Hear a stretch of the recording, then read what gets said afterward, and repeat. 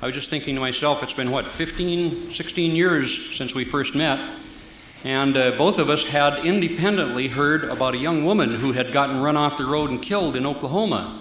And each of us, we put this together later as we began to talk to each other, each of us sort of thought to ourselves at the time, gee, somebody ought to do something about that.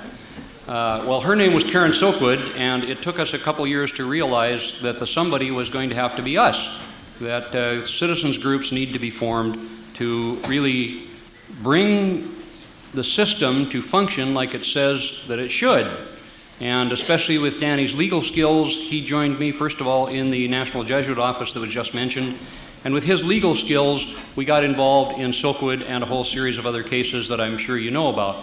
But prior to that, Danny had been a Harvard law grad and worked with a major Wall Street law firm, the Cahill-Gordon firm. When I met him, though, he was up on the Onondaga Reservation in upstate New York doing Native American work. And I could tell by the fact that he got a big hug from one of the Native American women that this guy must have something going for him that the average lawyer doesn't have. So I was intrigued by that. I haven't been disappointed since then, and I'm sure you won't be tonight. Daniel Sheehan. Thank you.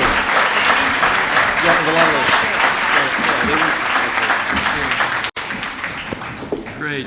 Thank you very much.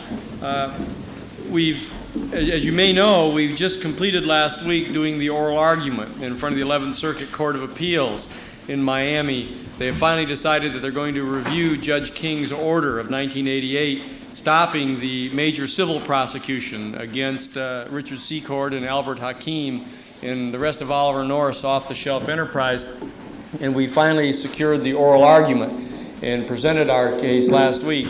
And so while we're waiting now for the opinion from the court to remove Judge King from the case and to reopen the major federal discovery, to give us subpoena power once again to pursue these men, we have sort of taken this time to come back out to see the folks around the country who've been supporting us in this campaign throughout these years, and to sort of attempt to ask the question of ourselves of how are we doing right now. There's a major concern, to state the least, among a lot of the people in the peace and justice movement in light of this latest massive display of firepower in the Middle East, in the biggest arms exhibition of many, many years.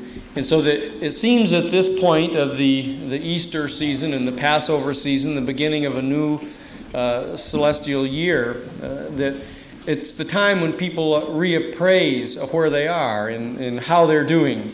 So I wanted to come out and help evaluate ourselves in the peace and justice community to answer this question of how we're doing it. It always reminds me when someone asks a general question like that, well, how are you doing? It reminds me of Henny Youngman, when Henny Youngman used to be asked, well, how's your wife? And he always used to say, compared to what? And so we have to ask ourselves at the outset of a discussion like this is when we're asking how are we or how are we doing, it has to be compared to what? According to what standard? You know that, for example, a lot of people are very much into saying, well, are you better off now than you were last year at this time? Or are you better off than your parents were? You hear an awful lot about. Or are you sure are a lot better off than most anybody else in any other country? And so this need to ascertain what the referent is, pursuant to which we're measuring our well-being, is very important.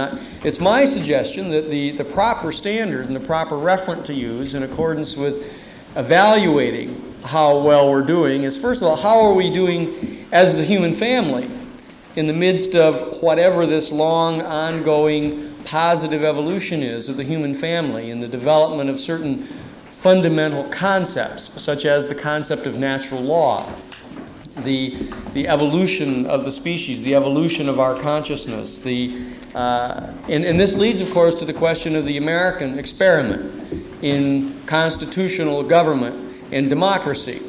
So I think we need to ask ourselves, especially as citizens of the United States, here in the 200th anniversary year of the finalization of the Constitution of the United States with the passage of the Bill of Rights in 1791, we need to ask ourselves, how are we doing as human beings and Americans who are engaged in this major experiment in constitutional government? I think that there are a number of key concepts, I think, at the outset of a discussion like this that we need to raise up and get in front of us so that we can use them as reference in measuring really how well we're doing. For example, the primary concept of the American Constitution in its 200th year this year was that the central government was supposed to be a government of expressly limited powers that were delegated from the people to the President and to the Congress, and that specifically we had delegated judicial officials to apply the restraints of the Constitution against the executive branch and to hold the executive branch responsible, as they would any other citizen, to the rules of law. A second major concept was that there were three separate and co-equal branches of government. These were adopted as a device specifically designed to check the exuberances of a unilaterally acting executive. Specifically, the judiciary, again, was asked to take on the unique responsibility in this form of government to hold the executive to the rule of law. Most importantly, one of these rules of law, a third precept of the Constitution, was that most especially that the executive was to be constrained from this proclivity that executives had had down through the centuries to engage in unjust wars, to initiate wars and to prosecute wars against foreign entities and powers without the consent of the governed, without a process of adequate consultation, and of course then to impose upon the citizenry burdensome taxes to pay for these onerous wars. It was a classic complaint of the human family, and it was why we gather ourselves together in this particular constitutional experiment to place a check upon that particular historical practice of the executive. Most specifically, we set forth in Article 1, Section 8 of the Constitution of the United States, a provision authorizing exclusively the United States Congress to make these decisions as to whether or not the troops of the United States would be committed to warfare. And another major premise in Section 9 of Article 1, at the very outset of our Constitution, was that there would be no secret government. There would be no secret expenditure of funds by the executive branch.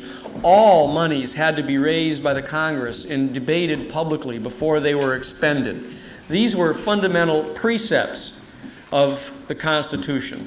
There were others in the Bill of Rights that are extremely important for us to recall briefly at the outset of our evaluation of how we are doing at this particular spring equinox in the 1991st year of our country. The First Amendment, for example, of the Bill of Rights, a free and independent press, a press which was designed to function in effect as the fourth estate, to act as a check upon unjust government and the leaders and their policies, to set itself up as a inquiring, critiquing, objective critic of unjust policies. Also, freedom of speech was designed in the First Amendment of the Constitution to sustain and to support a concept of an inquiring and well-informed electorate, an intelligent citizenry that would ask the questions, to read and to get access to information in open and robust public debate. And of course, also in the First Amendment, the freedom of religion, to protect the major spiritual communities so that they could raise themselves up to critique the government, to hold the nation up to certain fundamental precepts of the valuing of human life, the valuing of truth, and other fundamental precepts of the religious communities.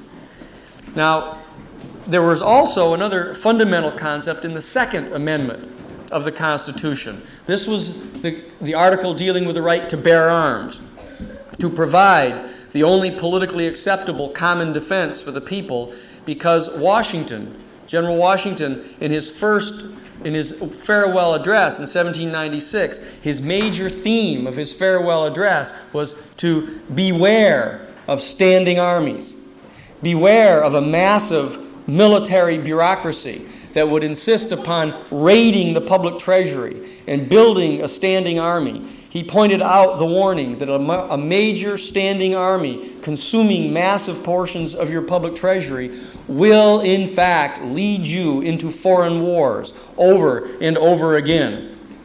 And these are the concepts that were at the base of the concept of bringing us together as a new experiment in human freedom and a new and vigorous form of government. So it's in this context that I would like to ask here at the spring of 1991 of how are we doing? Now, I have a little bad news and I have a little good news. You always ask, which one would you like to have first? And it reminds me of that old story of the man who would come in every spring at the spring equinox. He would come and have his medical checkup.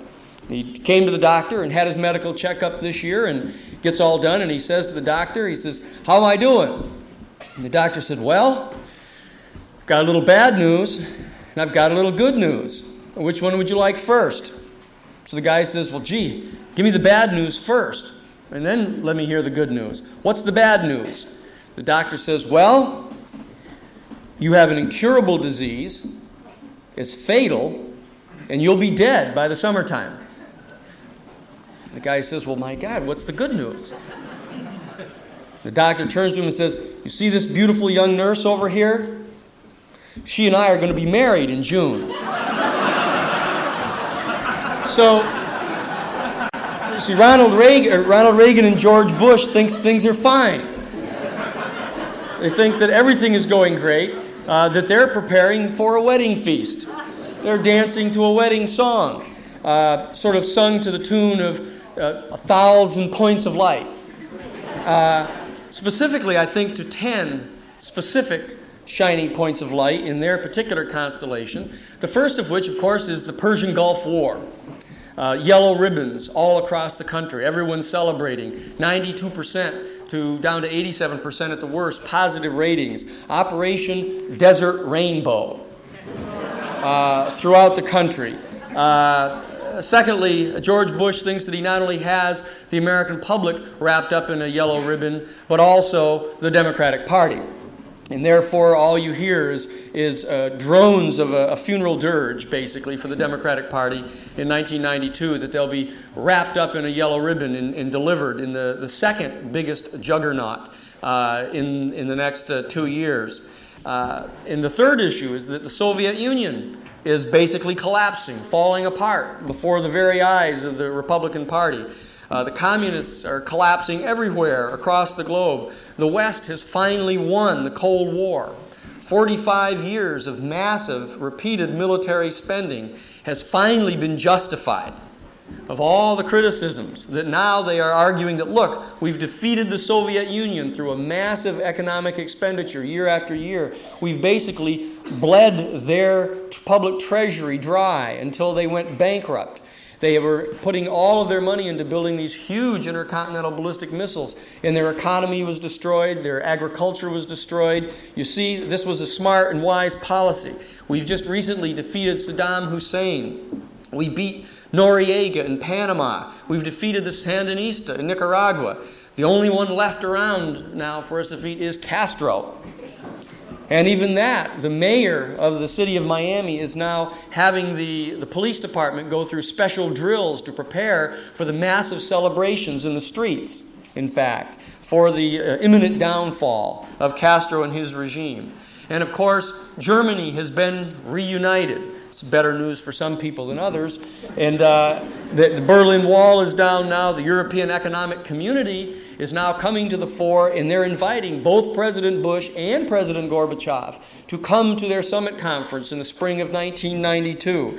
They're looking toward a major new Northern Industrial State Alliance, all organized under the international banking system, to give new loans to the Eastern European countries for reconstructing them on the scale of the Marshall Plan, giving major loans to the Soviet Union so they can invest and become part of the free market system. Of course, not all of the Soviet Union, primarily the white Russians, the Caucasian Russians of the Soviet Union, the European-type Russians that were part of the Peter the Great's tradition. Get rid of those kind of Slavic sections and the Mongolian sections, let them sort of spin off. This is all basically good news to these men, because you can then bring these people together into a new Northern Industrial States Alliance.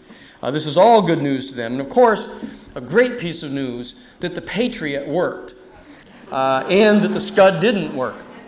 But all of these are basically overshadowed by the one overwhelming piece of good news being sung at the wedding feast of these particular people, and that is, by God, they have finally kicked the Vietnam syndrome. Now, this is their wedding feast song. Now, on the other hand, conversely, a number of people look upon this same basic information and hear a funeral dirge. Basically feel that they've been given notice that the peace and justice movement has just received word that it is terminally ill, that the American public is suffering from an incurable disease of apathy and subjectivity to militaristic propaganda, amnesia politically, basically that they're politically brain dead. This is absolutely horrible, totally devastating, no possible chance for resurrection out of this. What's going on every single day across the cities, Operation Rainbow, is parades of every type of description. Each day, a new group of people come home and are on the front pages and are being paraded around. They view this actually as epitomizing the futility of 25 years of political organizing and public education from 1965 and trying to oppose the Vietnam War. The 92% approval rating is just absolute evidence showing that Joe Sixpack is totally malleable and manipulatable by Bush and his Madison Avenue slicksters, Black, Manafort, and Stone, and the other public relations firms that they use instead of political analysts. And of course, people in this particular group look to the national news media as another great source of bad news. Considering them sort of corporate-controlled pigs, sort of feeding at the Pentagon trough of news being handed out to them every day. NBC, owned by General Electric, sitting rubbing their hands in glee, watching all of the jets flying off every single day in the Middle East with General Electric engines, every one of them, on all sides of the conflict. And ABC television, now owned by Cap City, one of the persons on the board of directors of which was Bill Casey, sponsoring Ted Koppel every single night in sort of an ongoing parade of former heads of DIA and Henry Kissinger, and the former head of the Central Intelligence Agency and Henry Kissinger, and former secretaries of state and Henry Kissinger, and just over and over again coming on. CNN actually even having Richard Secord come on as a major military expert in the Middle East. Not a single mention of what his other activities had been of late. And of course, none of them were outdone were quite as outdone as Dan Rather.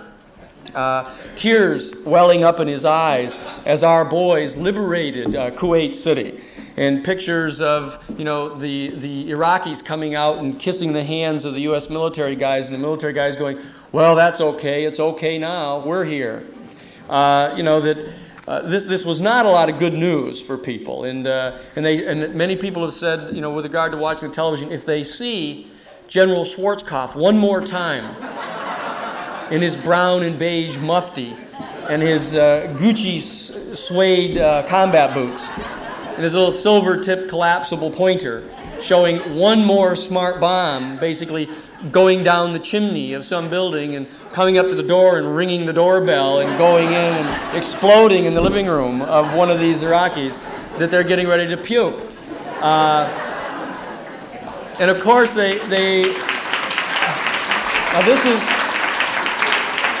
this is all in the context, of course, of the ongoing funeral dirge of this particular sector of the community, then turning around and saying, well, isn't there some better news around somewhere? Like, how about the savings and loan corporations?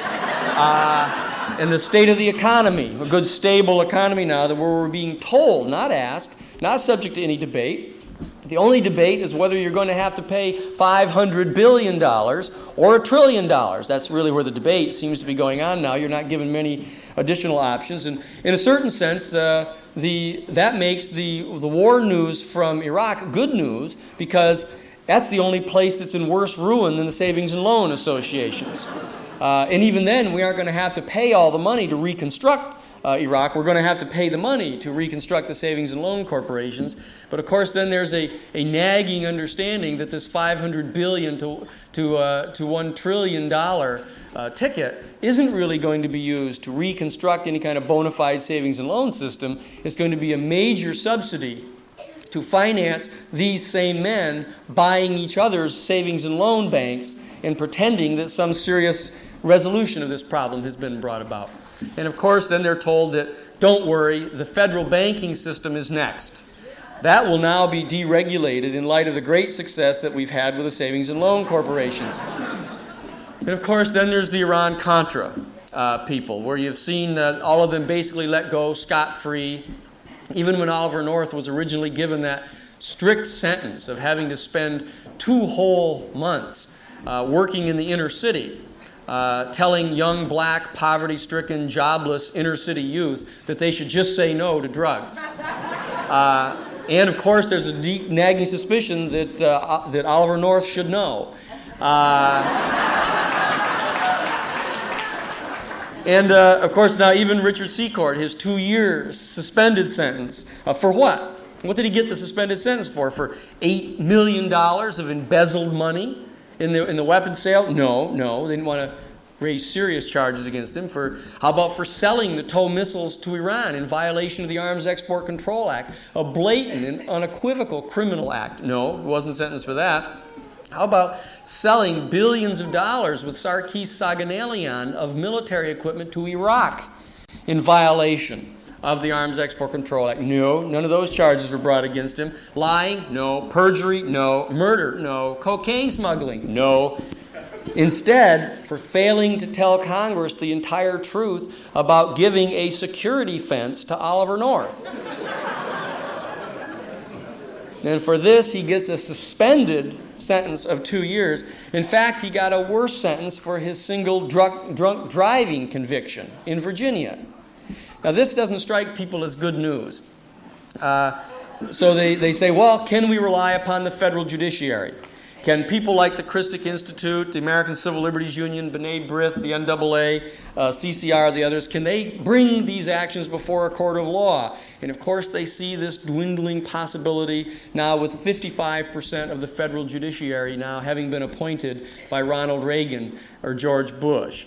They see that if in fact George Bush does sweep to victory in 1992 in the face of this massive and impressive democratic resistance, that will just give him more time, 4 more years, to appoint more and more people, so that upwards of almost 70% of the federal judiciary will be appointed by him.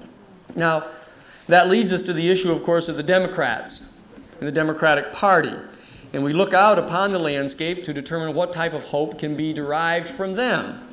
And we see Michael Dukakis, Snoopy in a tank, basically riding around. It can't even control Massachusetts anymore. It's going collapsed, and he loses the nomination up there. And so they told us that, well, don't look to that leadership. Look to Tom Foley, that sterling, aggressive, charismatic character that is in the Congress, and or Richard Gebhardt, perhaps, who still likes to brag about being an Eagle Scout back when he was a kid, who defines himself as a terminal centrist. In if one could ever imagine anyone describing themselves like that. And so they say, therefore, we can't really rely upon these people because, of course, they're too liberal. So let's take a look to the right a bit to Sam Nunn, who basically sleeps in a general's pajamas, probably in a bed shaped like a B-52 each night. Or maybe Chuck Robb from Virginia, whose greatest and most intelligent act was marrying Linda Bird Johnson after she was turned down by George Hamilton, as I recall. Now, so you look out upon this landscape looking for a source of cheerfulness, and you wonder about the Congress itself. in its entirety, sort of whimpering in the face of President Bush's declaration that he's going to invade Iraq either with them or without them. And of course, so they scrambled quickly to say, well, let's tell him it's okay before he does it. A great stalwart defense of the constitutional principles, or whining in the face of Ronald Reagan and George Bush, basically spitting in their eye and telling them that he's going to violate the Boland Amendment, and if they won't pay for the money, they'll get it from such stalwarts of civil liberties as Saudi Arabia, that great bulwark of religious freedom, for example. And the conclusion that these people come to is that we come to the end of the decade of the 80s, having watched the corporate hogs basically slopping at the public trough, the richest 10% of the country getting increased wealth to 20% value, homelessness on the rise, the middle class and working class no longer able to buy homes as kids, the blacks and Hispanics having no chance of major opportunities in education unless they go into the military, and of course end up getting sent to the next venture of the administration. And so what people begin to think in this group is that these 25 years of working and struggling and organizing and attempting to educate the American public have all ended in the death, in defeat of the peace and justice movement. It feels indeed, as Easter approaches, like the crucifixion. The people feel, in fact, that we have all, in the peace and justice movement, been crucified on a cross of yellow ribbon. But it's important, I think, that have I missed anything? I think that this tends to sort of cover a number of issues that are on people's mind as we gather together here in the Easter season and Passover season of 1991. Well, I'm here tonight to set the record straight. The fact is that, in my opinion, that this is a short-sighted, self-indulgent, indeed petulant, and self-pitying short-term reaction to the examples of what we have seen. It's understandable, but it's an entirely inadequate analysis of what's happening. I would like to tell you that rainbows in the desert are fundamentally an illusion. You don't have rainbows in the desert. The fact is that this threatened juggernaut of 1992 should not be viewed with the absolute dread of the end of our entire campaign. I want you to remember that in 1972, you witnessed the largest single political landslide in the history of American politics at the hands of Richard M. Nixon. And within 2 years, he himself was history and went down to shame and defeat because of facts that were known to the people before the election, just as we gather here tonight.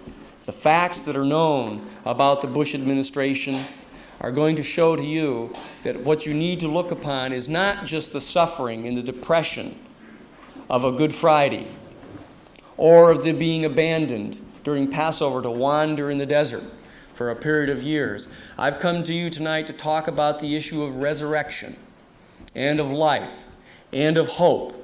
This is, in the final analysis, what the spring equinox has always been about in the human family, the celebration of the cycle of life, the coming back to life. I am saying to you that the Christic Institute itself has been before Pilate in Miami, that outskirt of civilization. And that man, Judge King, the Pilate of Herod's men, who has been appointed to that very seat in the outlands of law and order to do the will of Herod in that area. We have been condemned by Pilate at the Christic Institute to death, to summary judgment, to an execution of immediate death, of being ordered to have to raise $1.2 million in cash within a 10-day period. And for what has the Christic Institute been so condemned by Pilate? For speaking truth to power, to specifically holding up the state to public ridicule, pointing out that the citizenry should withdraw its absolute loyalty from this pagan administration, that in fact we have condemned them for their lies, for the murder of the innocent, for their imperial quests from their haughty capitals of marble domes. that we have been put to a certain form of crucifixion at the Christic Institute, to have been hung upon the cross of public scourging at the hands of the New York Times, condemned as filing a scurrilous set of accusations against upstanding patriotic American citizens like Jack Singlaub and Richard Secord based on secondhand information. We've been condemned in the pages of the Washington Post. They actually went so far in a major editorial in the Washington Post to say that the Christic Institute's accusations against these men are so reckless and irresponsible that they've gone so far as to suggest that certain elements of the Central Intelligence Agency were actually working with certain elements of organized crime to assassinate Fidel Castro. An absolutely established fact that was proven beyond any shadow of a doubt in open congressional investigations by direct first-hand eyewitness accounts. And we've been condemned for being the false messiah of the peace and justice movement in the United States, for falsely promising the soon coming of the Parousia, a coming of heaven on earth, the public revelation in a single lawsuit of the crimes of the state for over a 40-year period, all the way from the Kennedy assassination to Watergate to Vietnam to the Iran-Contra scandal, all wrapped in one major package, and presenting an opportunity for the American public to evaluate the criminal history of their own leaders and to bring them to justice, only to have been cast down by Pilate as a false prophet, to be condemned to be crucified, in fact, and unable to ever rise again. And indeed, they have even gone so far as to publicly release Barabbas, a murderer and a thief and a liar, the Oliver North of his own times. They've condemned the Christic Institute, and we've been hung upon the cross and left to die. Now, I am suggesting that in this season of despair and depression, akin to that of Good Friday, that the word of the death going out of the Christic Institute is fundamentally premature.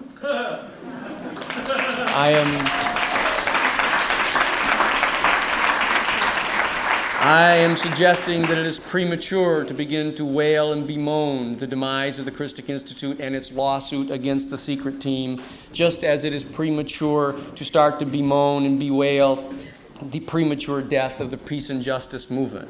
I'm suggesting to you tonight that you join with us to put your shoulder to roll away the stone, to look into the tomb with me tonight and to see that it is in fact empty, that you need not look among the land of the dead for those who are still living, among the Christic Institute and the peace and justice movement of this country.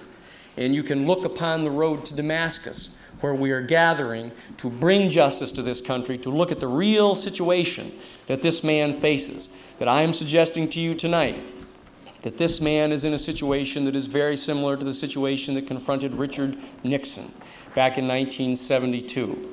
That the great calls for a political juggernaut against the Democratic Party to try to outstrip the political avalanche of Richard Nixon of 1972 is nothing but the gathering storm clouds of a major catastrophe facing this administration.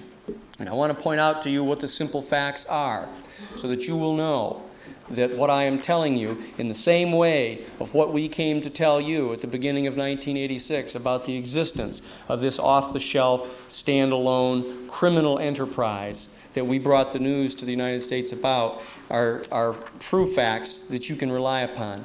And I would suggest to you that this information is going to start coming out very quickly, because in last Sunday's liberal newspaper, the San Diego Union, their editorial page editor, Robert Caldwell, wrote as follows: America's stunning victory in the Persian Gulf War has left the Bush administration looking masterful and its critics looking simply wrong. Amidst the national euphoria, few seem to be interested in re-examining the diplomatic blunders that last summer led to and indeed invited war. This matter now cries out for congressional attention.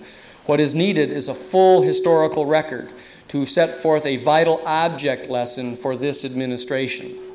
Predictably, the Bush administration is resisting any congressional inquiry into American policy toward Iraq before Hussein invaded Kuwait last August 2nd.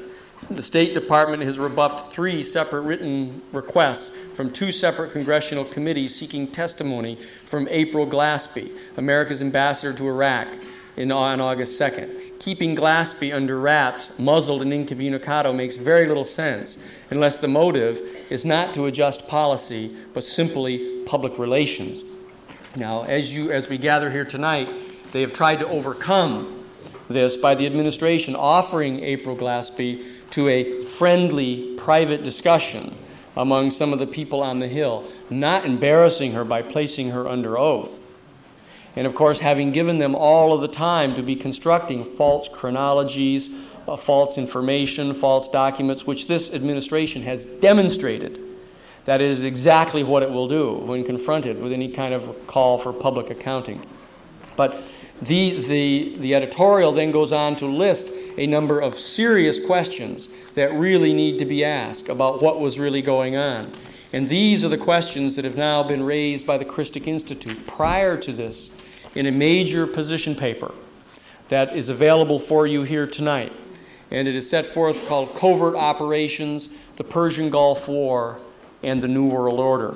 And what I want to do is to discuss these briefly with you tonight so that you can see that what really is going on is a very illusory celebration on the part of this administration and on the part of a very shallow analysis on the part of the American citizenry, which will not hold. In fact, what we will show you is that how we did this. The Christic Institute, when this incursion took place on August 2nd, we met with one of our investigators, a professional investigator of some 35 years' experience, fluent in Farsi, who is familiar on a first-name basis with the leadership of the Saudi Arabian military, and used to, in fact, be one of the major advisors to the U.S. military mission in Tehran. And he said to us, Bill Davis and I met with him, and he said, look, there's a little event here that has just happened that you guys ought to take a look into if you really want to get to the bottom of what's going on here. Because immediately upon the incursion on August 2nd, the Arab nations called together an emergency Arab summit conference in Cairo, seeking an Arab solution to this problem. And all of the foreign ministers of all of the Arab nations came together in Cairo in August of 1990. And they gathered together, and on August 10th, 8 days after the incursion, the foreign minister from Kuwait, Sabah, confronted the foreign minister from Iraq, Tariq Aziz, on the open floor of the Arab Summit Conference. And Sabah from Kuwait pointed at Tariq Aziz from Iraq, and he said, "You nasty rascals, you guys undertook a unilateral military invasion of our country of Kuwait, and you ought to be thrown out of here. You guys are really nasty guys, and you better get in big trouble for this." Well, Tariq Aziz, in front of the entire assembled Arab leadership, pointed at him and said, "You had better be extremely careful about what you say to me in public, because we have copies of transcripts of your meetings in the foreign ministry in Kuwait with representatives of the American Central Intelligence Agency in planning a covert operation directed against Saddam Hussein." And the foreign minister of Kuwait passed out, fainted dead away, crash on the floor like that, feet in the air, robes rattling, down he went. Now, this turned up on page 24 of the New York Times a little bit later, but our investigator said, you should look into what this guy is talking about here, because there's really serious trouble here. So we contacted some people, for example, with the National Council of Churches. There is a Middle East division of the National Council of Churches that Bishop Browning, the Episcopal presiding bishop, is in charge of. And Bill Wiffler and a number of other people work in this area. We contacted them and began to do some research and some investigation into this area. And we ended up talking with Professor Michael Clare, who is a professor of peace and justice studies and national security studies up at the 5-college consortium in Amherst, Massachusetts, where Amherst and UMass and the other colleges are.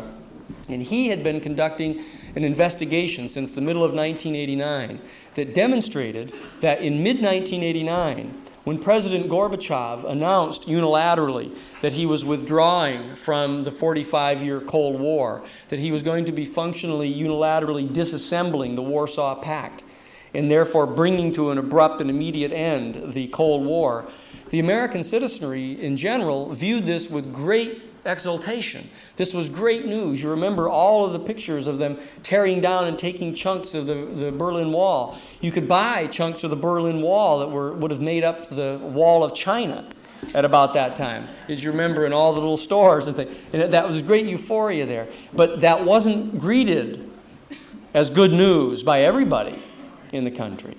In fact, as it turned out, the leadership in the Pentagon and in the White House and in the military industrial companies around this nation who have lived for 45 years on the paranoia of this dialectic with Russian communism and their threat to take over the world, viewed this operation with horror.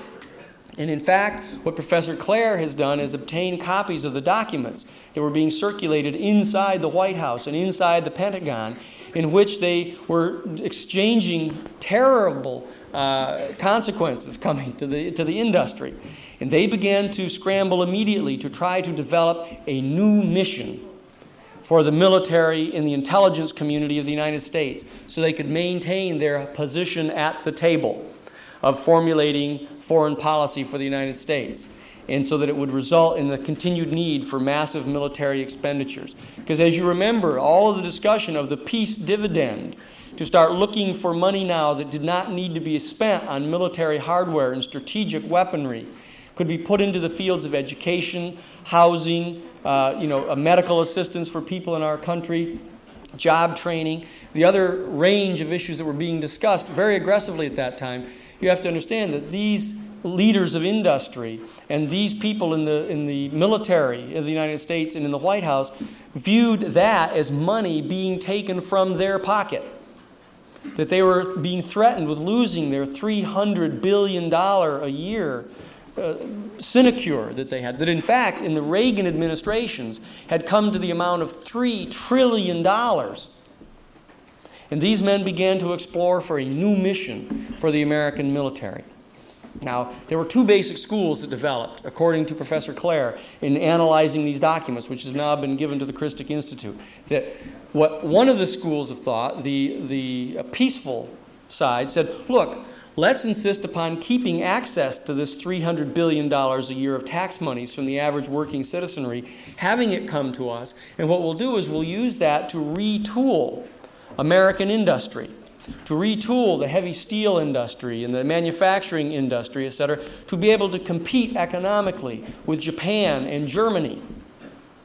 And that was their proposal. Not free market, free enterprise, but major state-supported capitalism of taking our tax monies, our working money, and putting it back in to pay to the private industry, to retool their entire industry as if it was a national requirement to protect our liberties in our country, that we had to sustain these industries.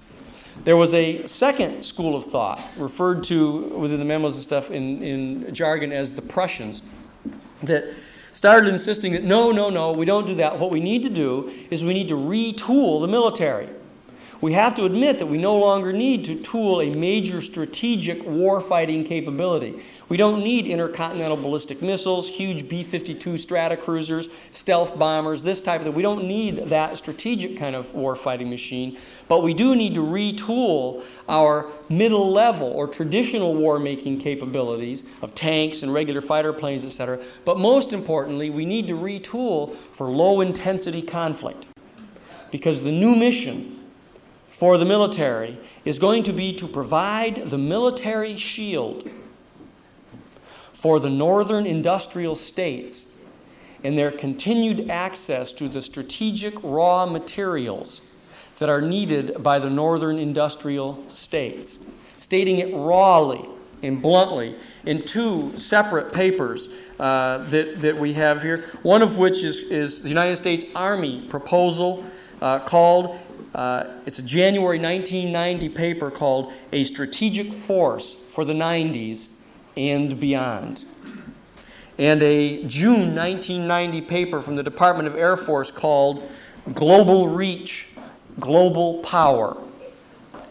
And they specifically, by May of 1990, had begun to discuss the logical candidates in the third world that might be targets of low-intensity conflict, covert operations, secret, clandestine programs to remove these people as a potential threat to the access of the northern industrial states to the strategic raw materials that were needed. And by May of 1990, they had begun specifically to discuss the Persian Gulf and specifically began to discuss Iraq and Saddam Hussein. Now, this is by May of 1990. And so, therefore, it gives rise to a fundamental question that by May and June of 1990, was there a covert operation functioning, directed toward and targeting Saddam Hussein, as was publicly accused on the floor of the Arab Summit Conference on August 10th of 1990 by Tariq Aziz? In fact, this has been demonstrated to be true, that the Christic Institute has now come into possession of a classified document from the Kuwaiti Internal Security detailing a November 1989 meeting in Washington, D.C. between the General of the State Security Department of Kuwait and the leadership of the United States Central Intelligence Agency.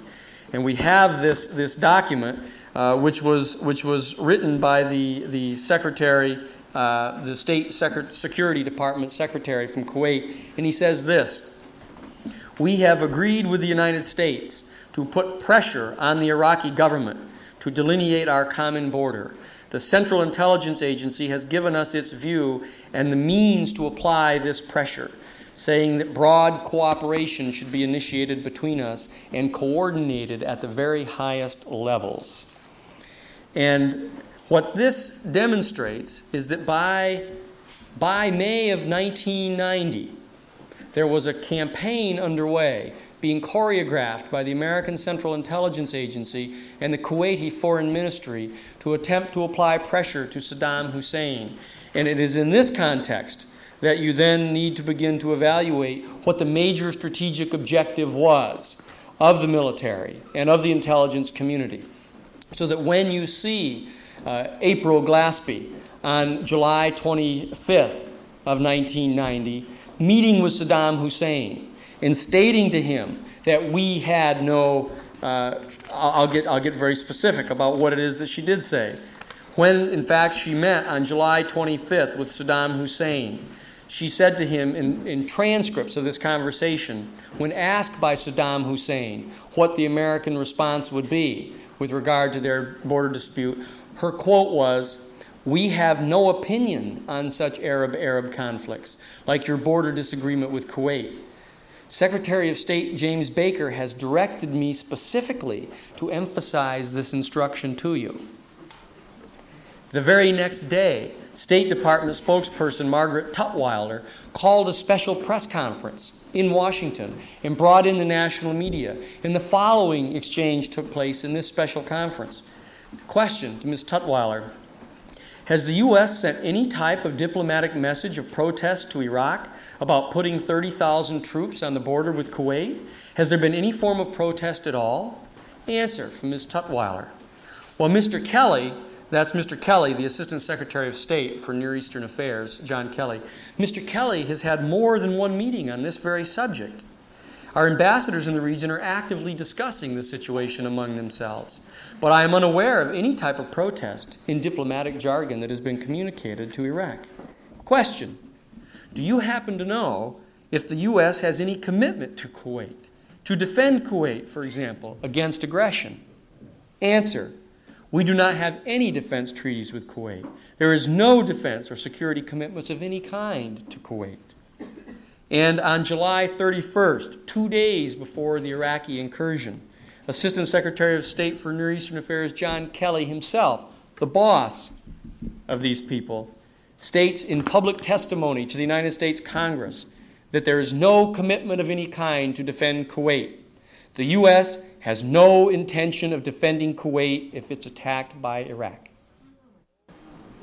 Now, you have to analyze those types of communications going into Saddam Hussein in the context of this particular scenario that's being developed, that is evidenced dramatically by these internal White House and Pentagon studies, naming Kuwait, naming them as a potential target for covert operations to justify the new mission for the military-industrial complex and for the intelligence community.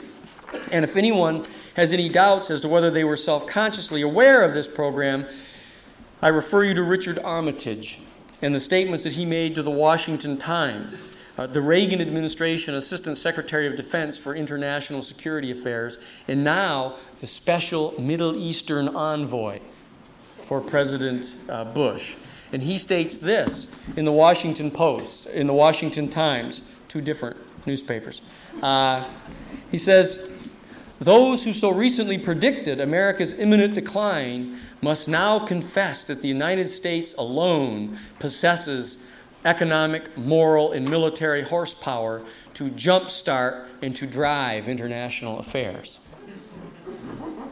Now, and this is the man, of course, Richard Armitage, who personally helped deliver the missiles, the TOW missiles, to Iran as part of the secret team. And that brings us to a very special set of information, which I think that you probably have not heard prior to this evening.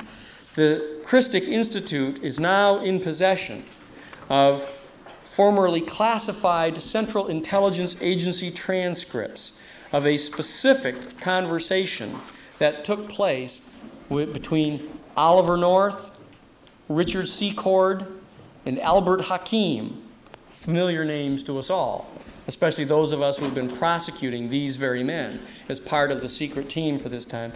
A conversation going on between them on October 29th of 1985, in the midst of the negotiations with the Iranian Second Channel, a relative of Rafsanjani, the man with whom they were cutting the TOW missile deal, that in addition to promising to deliver to them the TOW missiles in complete criminal violation of the Arms Export Control Act and in violation of the prohibitions by Congress, these men agreed on October 29th of 1985 to overthrow Saddam Hussein. Specifically made the promise on October 29th of 1985 in certified Central Intelligence Agency transcripts of those conversations. And in 1986, Bani Sadr, the president of Iran's Revolutionary Islamic Republic, told the Associated Press that all of the dealings between Iran and this group of men were based on their direct agreement reached in late 1985 that Iraqi President Saddam Hussein would be driven from power by the United States. Now, this is the conversation that took place in, as I said, October 29th, 1985 in Frankfurt, Germany, between the leadership of the secret team working with George Bush and the Iranian government. And from that point on, they began, and prior to that, they began a major supply of weapons to Saddam Hussein. In fact, the secret team of Richard Secord, Albert Hakim, and Oliver North, and these men, along with Sarkis Saganalian, who are listed together, as you can see, in Oliver North's notebook, a page from Oliver North's notebook, Sarkis, Cunningham, Kleins, Secord, specifically running guns to Baghdad. And we're not talking about chump chains here, my friends. We are talking about $50 billion worth of military equipment being criminally communicated and given to Saddam Hussein. And why was it being given to Saddam Hussein? Well, therein hangs the tale, my friends, because this is the history of what went on there. This began back in 1953. When the 5412 Committee of the National Security Council, at that time chaired by Richard M. Nixon, as vice president, chairing the 5412 Committee, initiated the first major criminal covert operation of the agency called Operation Ajax, which was to overthrow the democratically elected government in Iran of Mohammad Mossadegh. Specifically why? Because Mossadegh, the democratically elected leader of Iran, had threatened to nationalize the British-owned oil fields in Iran. Now you have to kind of ask yourself, how do the British end up owning the oil fields in Iran? But that minor question aside, the point is that the United States Central Intelligence Agency, the same people under Richard Nixon, overthrew that democratically elected government and put into power the Shah of Iran, Mohammad Reza Pahlavi, and put him on the royal throne and began to supply massive military assistance to him to sustain him in power. At the same time, they began to provide criminal intelligence information to him to support his SAVAK, the worst terrorist secret police unit in the world at the time. And in case you don't take our word for it, take the word of Amnesty International.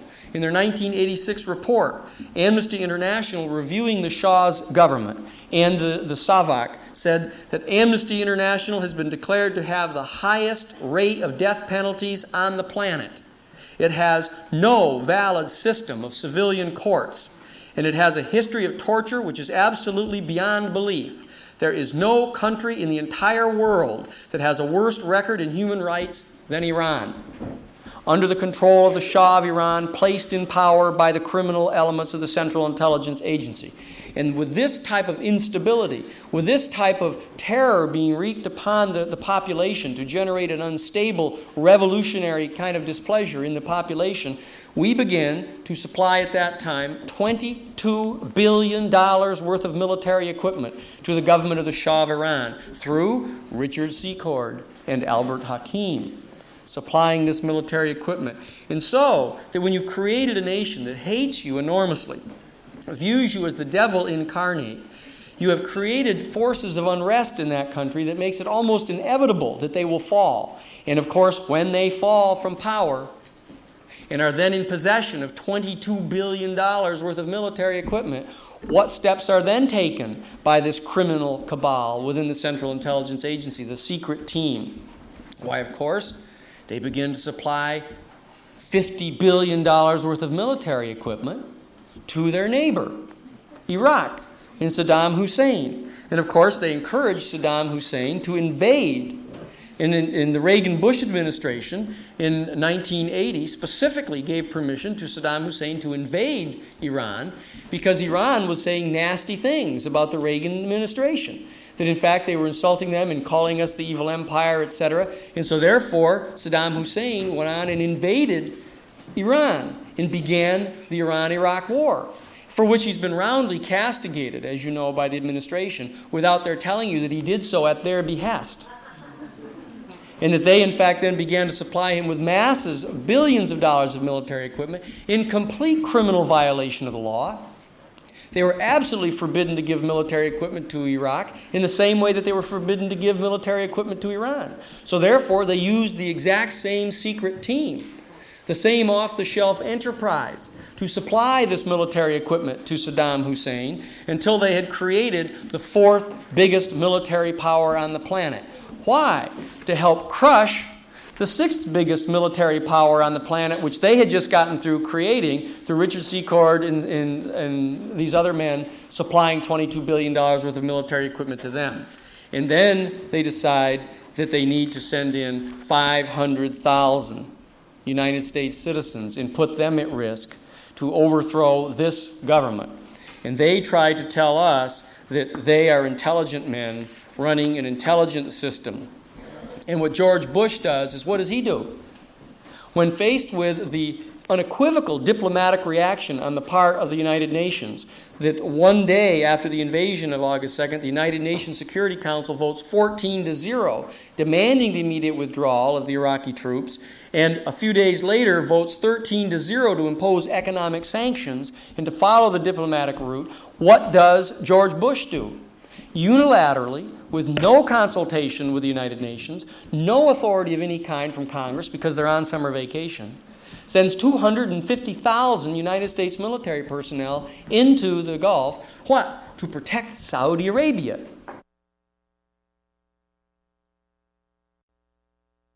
which they somehow thought was getting set to be invaded. Is that why they wanted to go in to protect Saudi Arabia? I would suggest to you that there's a different reason, because in fact it was Saudi Arabia that was supplying millions and millions of dollars to the enterprise, to the secret team, to the Reagan administration. When they couldn't get the money from Congress, as you recall, they went to Saudi Arabia and got the money. And many, many people have been speculating about what type of obligation the Bush administration had incurred as a result of this special relationship with Saudi Arabia, such that now thousands of American citizens have been placed at risk and jeopardized in the Persian Gulf War to repay the criminal debt that was generated from Saudi Arabia, who were criminal co-conspirators with the enterprise to circumvent the Constitution of the United States and the direct prohibitions by Congress under their constitutional authority forbidding them to mount military efforts against Nicaragua and also against Angola in violation of the Clark Amendment. And so George Bush then starts putting pressure on the United Nations, demanding that they give him the authority to invade, but stated publicly on October 30th of 1990 that he was going to send military troops of the United States in to invade and militarily oust Saddam Hussein from Kuwait, whether the United Nations voted to let him do so or not. Because he said he wasn't going to rely upon the United Nations. He was going to send them in to defend vital American interests. And that he was going to do so even if Congress didn't give him any authorization to do so, even though they have the exclusive authority under Article 1, Section 8 to declare war. And so what does he do? He sets upon telling the Congress he's going to send in the invasion troops, and then he goes and he starts to put pressure on the individual members of the Security Council to try to give him a resolution authorizing military force. And how does he go about doing that? I would suggest that you listen to the Reagan-Bush administration's Secretary of the Navy, not a liberal man, not a liberal general critic of the administration, James Webb, who states to the Washington Times that these UN resolutions against Iraq mean absolutely nothing at all. He said, those were bought and paid for by James Baker using our money, our taxpayers' money to do it. And he states that I have, in fact, quote, come to believe that we have been intentionally maneuvered into war by the Bush administration. And how was this done? This was done in the following way, by targeting those members of the United Nations Security Council. And George Bush, in total violation of his constitutional duties and without any authority from the United States Congress whatsoever, as is mandated by the law, does the following. He unilaterally forgives the multi-billion-dollar debt of Egypt in support for their vote. He gives a $140 million loan to China in exchange for its vote.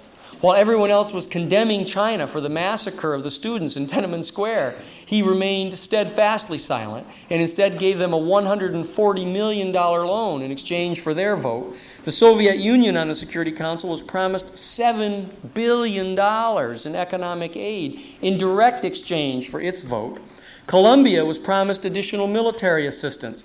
Zaire was promised more military aid and was forgiven its debt to the United States. And Saudi Arabia was promised $12 billion in arms in exchange for its vote.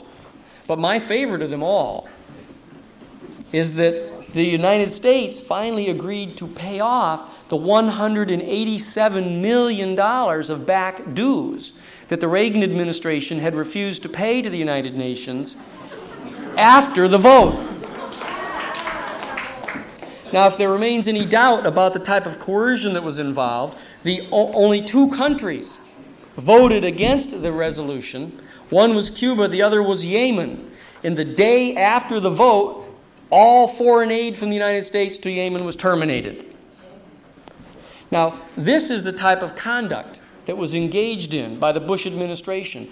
And the Bush administration made it manifest that he was going to send the military troops in even without the authority of Congress. So Congress rose up upon its knees and thrust its chin into the fist of George Bush and said, well, if he's going to do this anyhow, we'd better say it's okay. And then they engaged in an absolutely unconstitutional, unprecedented delegation of their constitutional authority, their unique and exclusive authority to declare war under Article 1, Section 8, and gave the authority to President Bush to decide whether or not to declare war. Completely unconstitutional in their conduct. Now, these are just some of the facts that are there, that are glaring facts, that are as conspicuous as any second-rate burglary in the history of the United States. And this is information that is going to come to haunt this administration, because when the American public come to learn that they have been deceived, when they have been convinced that in fact the euphoria that they have been subjected to, and that the higher the euphoria, the better it is. Because when the people know that they have been betrayed, that their emotions, that their heart, that their sentiment has been befouled by a man like this and manipulated by the very same criminals that brought us the Iran-Contra crisis, that sold the missiles to Iran, are the men who sold $50 billion worth of military equipment through the same criminal combination to this man, Saddam Hussein. The American people are not going to tolerate that. And just as in any trial, the happiest moment that I have in any trial is when the other side has put on their star witness. And they have testified, and the jury is convinced that they must be right.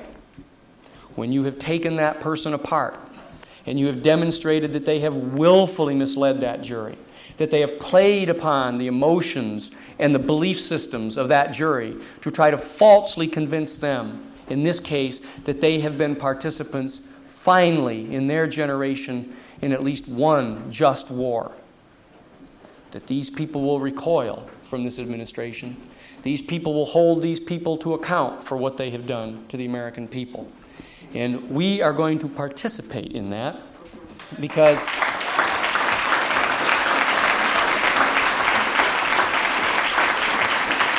the Christic Institute is not any more dead than the peace and justice movement. We argued our case last week in the Federal Court of Appeals, and we drew the three-judge panel. And the three-judge panel was chaired by Judge Joseph Hatchett, the only black judge in the Federal Circuit, an NAACP litigation attorney and member of the Urban League, appointed by Jimmy Carter, who in the last 2 years has authored opinion after opinion condemning summary judgment and overturning summary judgment after summary judgment, pointing out that this is an absolutely inappropriate way for trial judges to deal with cases. And we also have on the panel the former chief judge of the 11th Circuit Court of Appeals, Judge Roney, the most expert judge in the entire 11th Circuit on rules of evidence, which is exactly what this case needs, to be able to point to the particular rulings that were made by Judge King, where he took each piece of evidence and came up with some stupid analysis as to why it was unacceptable. For example, the sworn testimony of Jack Terrell saying that shortly after the bombing, I was in the home of Adolfo Calero in Miami, he says, with John Hull and with Rob Owen and with Felipe Vidal. And we sat in the room, and Felipe Vidal turned to me in the presence of all of these men and said, "We're the guys that put the bomb under Eden Pastora. But we missed him because of bad timing, and we'd like to hire you to carry out a second assassination attempt against him." And when this information is put in front of Judge King says, "That's hearsay." These are direct criminal admissions by the ones participating in the direct, immediate hearing and presence of the co-conspirators, an absolute, freshman law school lesson in non-hearsay. And he said, even if it weren't hearsay, he says, they didn't use the word Lepenka. You kind of wonder how many times Eden Pastora has been bombed in his life, right? And so, and then when we brought on the Attorney General of Costa Rica, who testified under oath at length to the vast number of tests that were done, the investigations that were done, listing all the names of the experts in Costa Rica who did the investigation of the bombing and analyzed the detonator and stated to a certainty that Ahmad Khalil is the guy who did the bombing, and they had come to the conclusions that these people had done the bombing, Judge King says, that's unreliable testimony. The Attorney General of Costa Rica that supervised the entire investigation. And then we have an affidavit from Aguado, a man who was in meetings with John Hall in Saborío prior to the bombing, who state that they agreed specifically in the meeting to carry out the assassination of Eden Pastora. And the judge says, well, that translation that you have of that hasn't been certified by an officially recognized Miami court reporter. So then when he goes through this entire process, he says, thus ignoring 15 other separate pieces of evidence about the bombing, he said, I find that you have no evidence here at all. I find that no rational person could possibly believe that John Hall had anything to do with this bombing. Now, this puts him in a somewhat embarrassing position in light of the fact that John Hall now stands indicted for first-degree murder for the Lepenka bombing by the Costa Rican federal government. That John Hall, on the same evidence that was put before Judge King, stands indicted for massive cocaine smuggling and first-degree murder and is the subject of an extradition warrant now, seeking his extradition from the United States to be returned to Costa Rica for first-degree murder trials. Now, it puts Judge King's position in a slightly embarrassing situation. And I think that the Court of Appeals recognizes that and is aware of the fact that if any pretense of integrity is to be maintained in the American judicial system, that they cannot sustain a judgment of that nature on the basis of the evidence that is before the federal courts as we gather.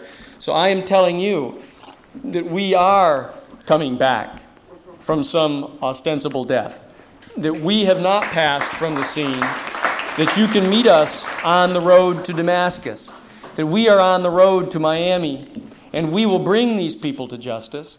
And I'm telling you that the peace and justice movement is not dead in this country, because the information that I have set forth to you will be brought to the American public. It will be set forth to the American public.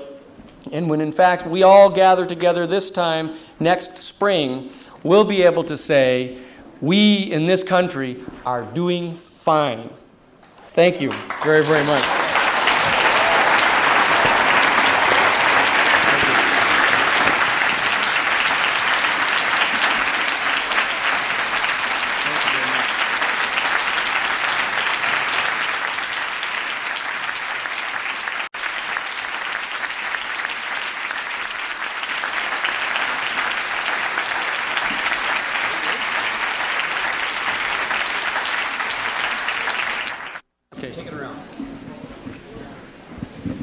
Daniel, is it possible we can get the Federal Reserve Act of 1913 repealed, and is there a way we can get the international bankers and conspirators in jail? Oh, that one has to move step by step in dealing with the problems that are presented to us in, I think, very graphic form in this particular case. The individuals that we have before us in this case are an element of the national security state bureaucracy who have been engaged in a long pattern of criminal activities. That there are a number of other strategic problems that go on in the country and outside of the country that are not within the jurisdiction of this particular case.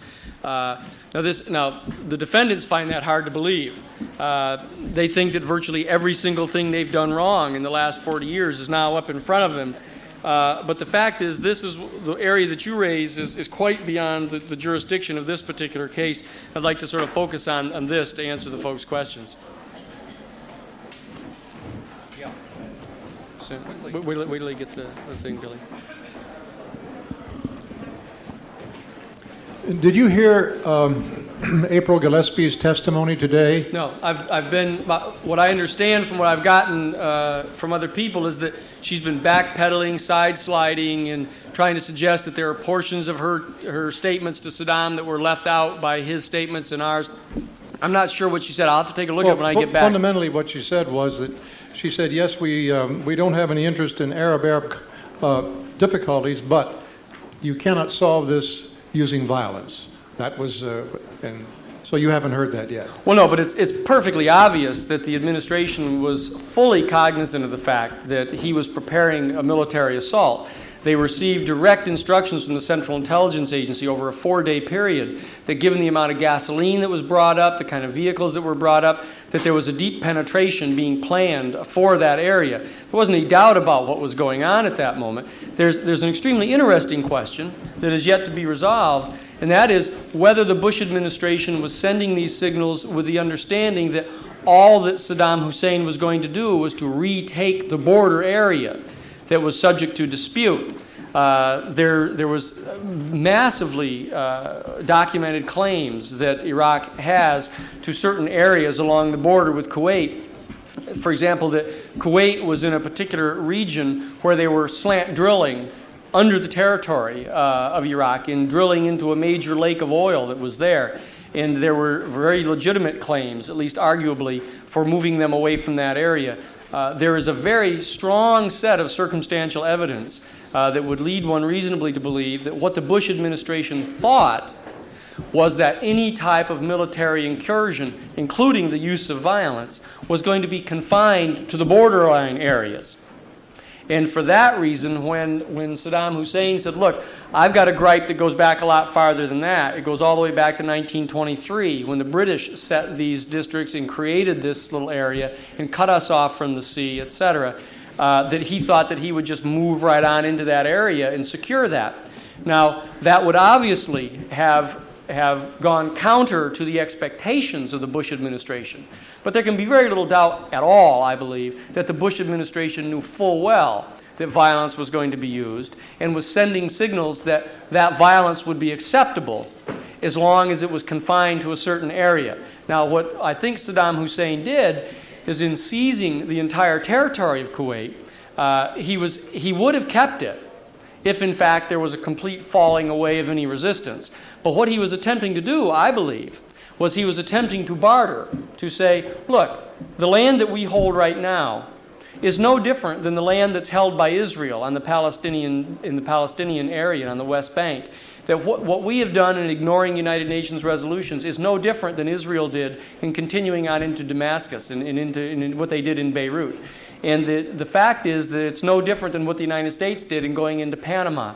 And what I think he was attempting to do, he was attempting to substitute his leadership for, as an alternative to, Islamic fundamentalism on the part of Iran.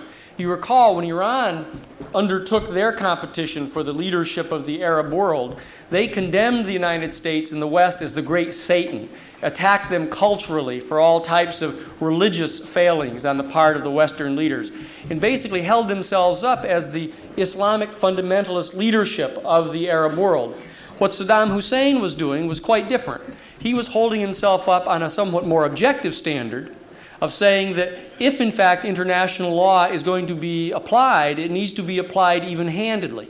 And therefore, as long as he could at least hold on to that territory and assume that they would not use massive military violence against him and would negotiate, that he could then begin to barter and say that I will remove my troops from this area in a major peace conference if you can get on the table of the peace conference the issue of having Israel withdraw from the West Bank. And if you can get the issue of Beirut and of Lebanon dealt with. And so that his effort to raise himself up as a new leader for the Arab world was much more subtle than is being pretended. There's no rational support for the proposition that he was intending to invade Saudi Arabia. There's the accusations that he's some kind of slavering maniac of some sort that's sort of bent upon major Middle Eastern hegemony is not true, and they know it's not true. But they aren't able to really acknowledge that they were basically willing to allow him to use military violence to secure a part of the border that he had some just claim to, but simply got hoodwinked. But whatever the answers to those questions, they will not be forthcoming from the administration. They're going to have to be pried out through cross-examination under sworn testimony. I mean, there's not any reason in the world to believe that April Glaspie is going to tell the truth. To come forward and simply say, oh, look, I'm not under oath, I'm not required to provide any documentation for what I'm saying. You have an administration right there, the national security agent of which constantly constructed fabricated chronologies of the entire Iran-Contra episode, who destroyed papers, who fabricated information. Now, the credibility of the Bush administration and their staff is absolutely non-existent. In fact, it will, I think, be the subject matter of a major report from Bill Moyers. Bill Moyers, as you saw, did a recent report called High Crimes and Misdemeanors, in which he set forth in some detail the absolutely undebatable evidence showing that the Reagan-Bush administration was engaged in impeachable offenses throughout the Iran-Contra episode.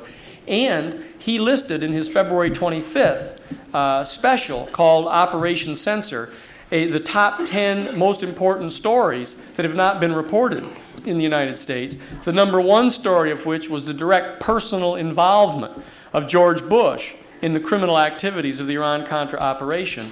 I believe that what you're going to see forthcoming, probably from Bill Moyers, is a High Crimes and Misdemeanors 2, which is going to be dealing with George Bush and what he has done. So there's no reason to inherently believe these people that are not under oath that they're perfectly capable of fabricating and constructing any type of rational sounding story right at the moment. And I wouldn't believe them for 1 minute at this time.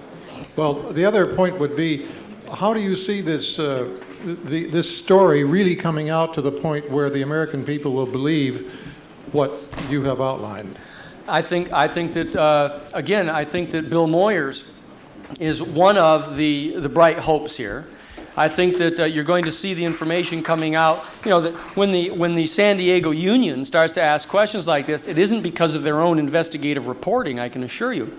It's because of memos being sent from the Christic Institute, from articles being written in the Village Voice, from articles being written in other types of lesser newspapers, they're alternative media, from shows that are going on National Public Radio and Pacifica, that as soon as they know that an adequate number of American citizenry know this information, they're going to be compelled to come forward and respond. And the key is to get them in a context where they have to testify under oath. I mean, these people in the administration, in the Congress, think that if you place someone under oath, it's like calling them a liar. Well, you aren't going to call me a liar, are you, here? I'm not going to come. Now, that's exactly what they say. I mean, it was just like Ed Meese saying, no, I didn't place anybody under oath, and I didn't ask them any questions under oath. I didn't require them to bring in any papers or anything like this, because this wasn't an adversary proceeding. This was just an inquiry. And when they were confronted with just a simple inquiry, they lied, they fabricated information, they destroyed documents, they did all of that kind of stuff because they believe that they're justified. They believe that they're seeking and serving a higher calling, the alleged national security of the United States. The national security of the United States that leads to 500,000 United States military personnel having to try to undo 35 years of criminal activity on the part of this off-the-shelf enterprise. That's a short answer to your question. Yeah. Oh, I'm sorry, we got to follow the mic here. Your optimism is heartwarming to someone who's had a cold heart over the last couple of months. It's just a little cool. It'll be all right.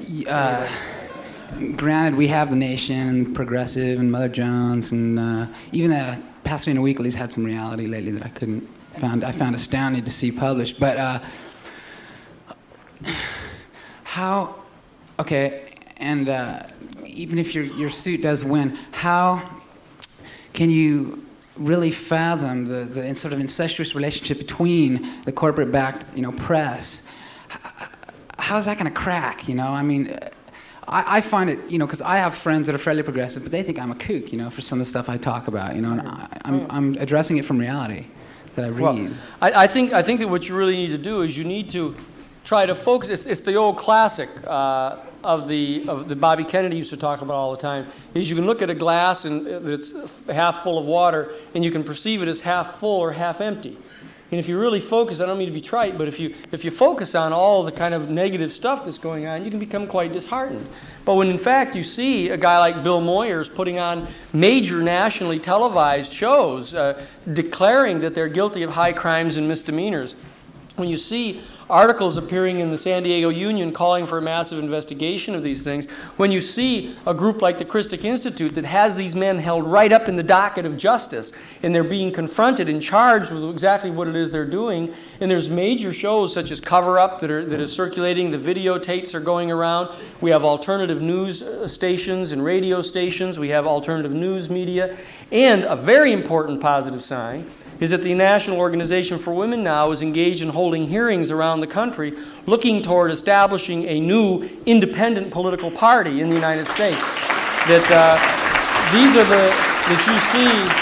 you see the calling together of 50 of the top 501c3 public interest organizations in the country, from the Center for Defense Information to the Environmental Policy Institute to the National Organization for Women, the Christic Institute, to the other groups around the country who have spent 25 years, some of these organizations, analyzing these important public policy problems. And you see now that on the one hand, while they are despairing, they're despairing only in the continued fruitless hope that the Democratic Party is going to do anything for them. And so in a certain sense, that's a very constructive type of position to come to. People are saying, I feel very disillusioned. Well, that's much better than continuing to be illusioned. You see, that's what disillusioned is. And that once you become disillusioned, which I think is the feeling that you're getting, that strange kind of almost depressed feeling that you're getting is one of disillusionment. And therefore, you have to shine the light now. You have to shine the light to help illuminate what's going on. And that's what needs to be done right now. You need to look at the establishment of a sunshine party. Instead of a shadow government, having a sunshine government and have it set up. And that's exactly what they're going to be doing now. They're going to be setting up a major national cabinet made up of the chief executive officers of the major public interest organizations. They're going to be setting forth concrete, positive proposals. No longer saying, oh, I think this is wrong with the Republican Clean Air Act, and even these recommendations by the Democrats are wrong in this way and this way. Instead of saying that, what's the positive program here? What is the full Clean Air Act, and what's it going to look like? And what businesses are going to be closed down because of that? What kind of toxic laws are going to be imposed, and what industries are going to be shut down because of that? And how are those workers going to be retrained? And how much public money is going to go into this kind of retraining? What type of national medical care program are we going to have? What kind of an educational system are we going to have? Not that we want to have. What are we going to have? We're going to get this. We've got to transmute that kind of attitude. It's not as though, and a lot of this is because a lot of the public justice movement and a lot of that is made up of people who sort of came of age in the 60s generation, from 65 to 75, people born from 1945 to 1963. And there's a certain extended adolescence about our generation, and such that we think that somehow we're still in a posture where going to this Congress made up of white businessmen and businessmen's lawyers, it's like going to your father and asking for the keys to the car on Friday night. Gee, Pop, can I have the keys? And he'll say, well, you can have them for a little while, and you can be back in a couple hours, and don't go off the block. That's the kind of response that we're getting. And so instead of saying, gee, gosh, shucks, Dad, what we say is, get a job, buy a car, go where you want to go.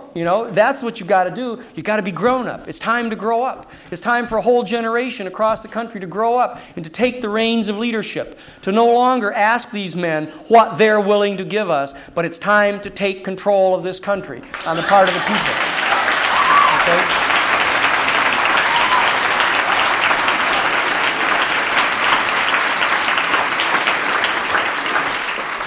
Mr. Sheehan, first of all, I'd like to thank you for being here. I'm from Riverside.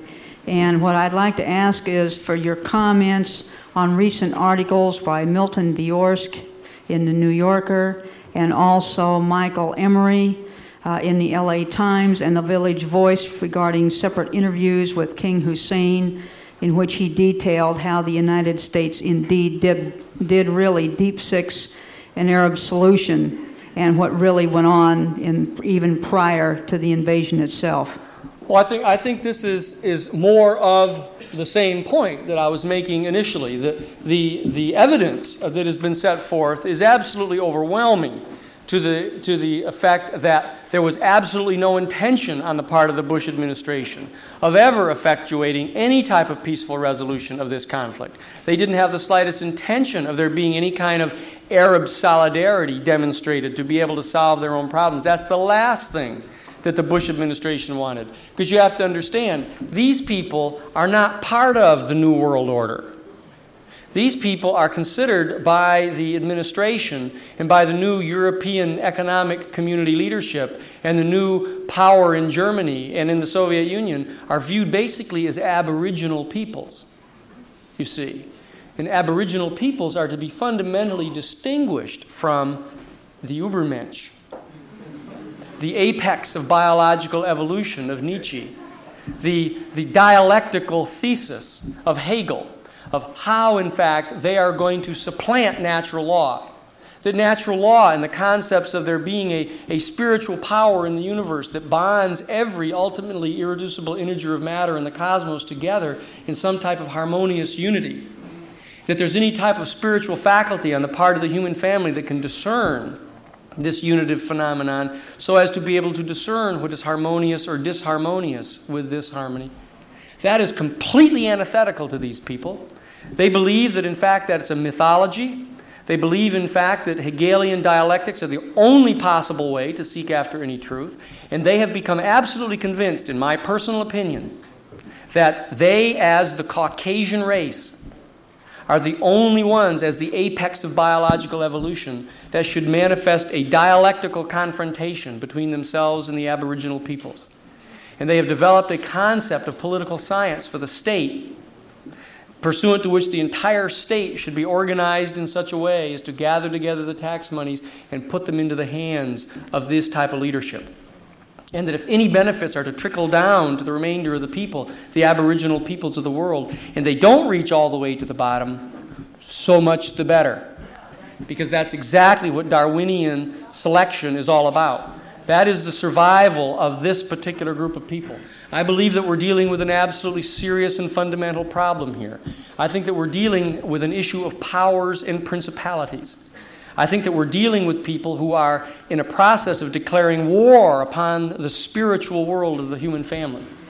That they, in fact, are going to declare war on the people of religious belief, the people of spiritual belief, the people who believe in sustaining life in this world, in supporting the environment, and living in balance with the environment. The consequences of their policies are not coincidental. These are not coincidental. They accuse the Christic Institute constantly of being conspiracy theorists. These are the men who believe that everything is a coincidence. And so what I'm saying is that these people have a certain pattern to what they're doing. It is not accidental that they're all these white male businessmen and lawyers in the Congress of the United States. It's not coincidental that the vast amounts of their money to sustain them each and every year in the elections comes from the massive corporate side of the country. And it doesn't require that one be a Marxist in order to have any insight into what it is these people are doing.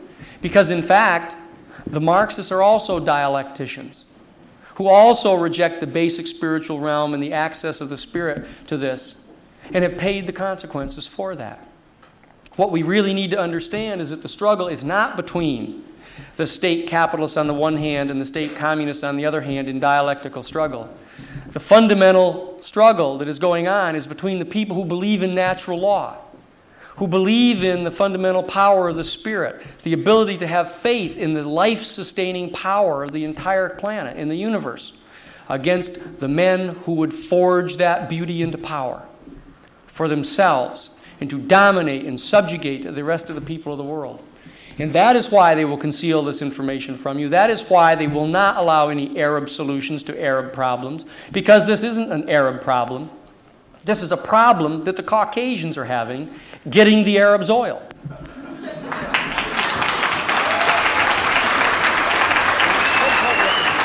Okay.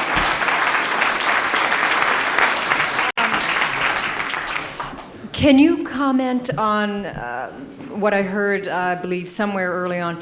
after the initial invasion, that George Bush said, I will not go in. I'm not sending in the military. And that apparently he had some weekend with Margaret Thatcher where, which must have been semi-interesting, but that he emerged from that then with the plan to go in militarily. I've heard that particular story, and there's very little doubt that it happened based upon the sources, and there's very little doubt as to what she was advocating. But I don't believe that George Bush ever had any real intention of not sending the military in.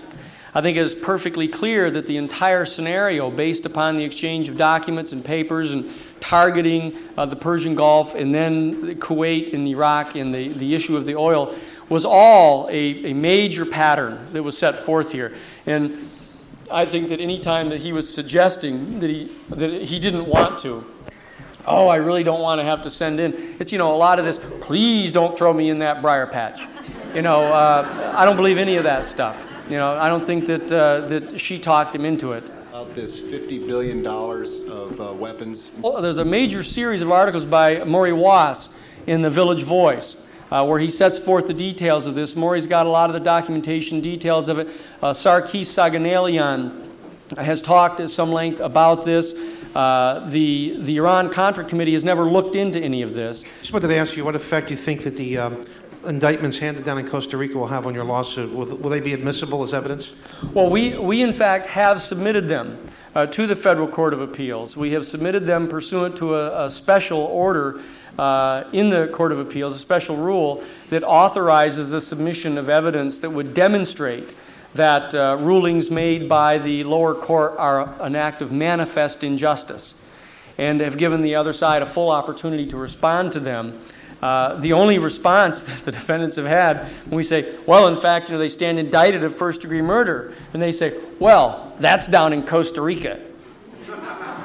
It's like, it's an indictment from all them beaners, down there. That's basically their position. I mean, Costa Rica, that has the longest sustained democracy in Central America, that's a major position of democracy and justice and everything else. They're going to be very, very hard pressed to suggest that is anything other than a thoroughly just and fair set of indictments. So that when we've submitted them to the court, we discussed them during the oral argument, and the judges sat right there and wrote down the names of the people that have been indicted and have that before them. And I'm very confident that they're going to be considering that evidence as substantive evidence in making their decision. Now we got one more question, and then we're going to have to. We promised the people we'd be gone by 9:30, I think. Yeah, there's a lot of conflicting reports coming out right now about the civil war in Iraq. I mean, there are people going there saying that there is not fighting happening in places where we're being told on the television that there is fighting. And I was wondering if you could comment on that, and also if you could comment on what the plan is, the U.S. plan for Iraq in the future. Well, there's two. There are two parts to that question. That one of the most serious dangers that obtain at the present time is that with closing all of the major media out of Iraq and giving massive play to all of this alleged fighting that is going on in there, what you see now, you're beginning to see little bits of pictures and stuff come out. They say, oh, look at this ravaged area, and they're using helicopters, and they're bombing, and they're all this kind of stuff. There is a very serious risk that a significant amount of the damage that was done by the United States bombing and the deaths that were caused are going to be falsely attributed to this type of civil war. For them to turn around and say, oh, all of these accusations that we killed all these poor kids and all that kind of stuff, no, that was this horrible Saddam Hussein doing more stuff, killing more of his people. That's a very serious risk. It's going to be very, very difficult to get autopsies done to show when the people were killed and how they were killed. So that's one very, very serious problem. And the second half of the question was what the... What's the plans? plan the plans that the United States has for Iraq. A certain set of documents that have been put together by the United States Pentagon as to what they plan to do inside Kuwait, for example, other than to put the gold-plated faucets back in for the emir and to have the Corps of Engineers go around and rebuild his castle and his gold-plated toilets. But there's a major set of plans going on to reinstitute a non-democratic fascist government under the emir. And the question as to what they plan to do up in Iraq really has a lot more to do with the question of what they really plan to do with regard to Saddam Hussein. Do they really, since the promise was that they would overthrow Saddam Hussein, and that they haven't done that yet, and they make all this noise about, well, you better not use the chemical weapons against your folks, or we're going to have to then invade you. You haven't used the chemical weapons. You better not use the helicopters against those people, or we're going to have to invade you. You better not use bullets. So it's not clear exactly what it is that they're doing, what their plan is at the present time. It's quite clear that they have not fulfilled their promise to Iran, made on October 29th of 1985 to overthrow Saddam Hussein. And I'll just close with the idea of how important it may be for them to keep that promise. It's extremely important for you to understand that the promises that were made by the secret team of Richard Secord, Albert Hakim, and Theodore Shackley in his meetings with Ghabanifar and the others, that the promises that were not made in exchange for getting the hostages released, which has not happened. The promises were not made to give them tow missiles and to overthrow Saddam Hussein in exchange for getting William Buckley released. What the promises were made for is in exchange for the Hezbollah and the Iranians not to release to the American public the content of the interrogation of William Buckley. William Buckley was interrogated and has a 400-page transcript of his interrogations in which he set forth in some detail the data showing that deep within the Central Intelligence Agency in 1976, under the supervision of George Bush and his director of covert operations, Theodore Shackley, there was operating a political assassination unit under the control of William Buckley himself, and that this group was responsible for instigating a wide series of allegedly unilateral acts of terrorism undertaken against the United States. The taking of the embassy, the blowing up of the Marine Corps barracks, the assassination of Malloy, Francis Malloy, the United States ambassador to Lebanon, that this 400-page transcript is the source of living terror every single day to the Bush administration. And as long as they don't keep their promise to get rid of Saddam Hussein, the threat of the release of that document, which would, in my judgment, bring George Bush crashing to the constitutional floor, remains hanging over those people every single day. And you need to understand what the real dynamic is that went on behind the sale of those tow missiles, and the real dynamic of what is going on in George Bush's mind right now about this promise that was made in 1985 to get rid of Saddam Hussein. It's in that context you have to stop and ask, what is still in store for Saddam Hussein? And more importantly, what is still in store for George Bush? Thank you very much.